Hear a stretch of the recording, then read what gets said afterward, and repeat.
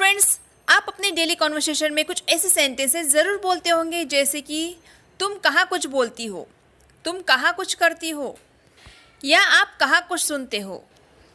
In the sense आप शायद ही कुछ करते हो, सुनते हो या बोलते हो।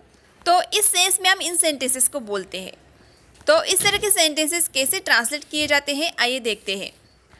हालांकि इस टाइप के सेंटेंसेस मैंने बहुत बार ट्रांसलेट किए हैं मेरे डेली यूज इंग्लिश सेंटेंसेस के वीडियोस में, पर मैंने सोचा क्यों ना इस पर एक स्पेशल वीडियो बनाया जाए और उसका स्ट्रक्चर बताया जाए। तो चलिए देखते हैं कि इस सेंटेंसेस को ट्रांसलेट कैसे किया जाता है। सबसे पहले आता है सब्जेक्ट, उसके बाद हम यहाँ पे यूज़ करेंगे hardly, then verb, then anything. Suppose अगर आपको ऐसा बोलना हो कि तुम कहाँ कुछ करती हो, तो ये सेंटेंस बनेगा you hardly do anything. You hardly do anything. तुम कहाँ कुछ कहती हो, यू हार्डली से एनीथिंग।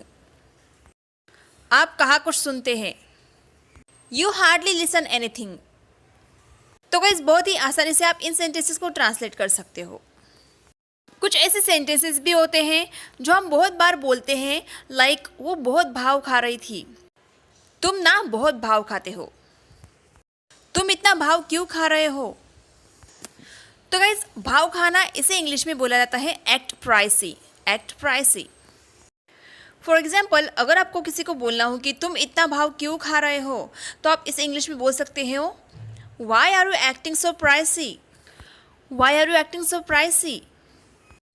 वो भाव खाती है, she acts pricey. She acts pricey. Priya भाव खा रही थी, इसलिए मैंने उससे ज़्यादा बात नहीं की। Priya was acting pricey, so I didn't talk to her much. तो आई होप गाइज आपको समझ में आ गया होगा कि इस फ्रेज का यूज़ कैसे किया जाता है। और ये सेंटेंस आपकी प्रैक्टिस के लिए, ज़्यादा भाव मत खाओ। So please translate this sentence.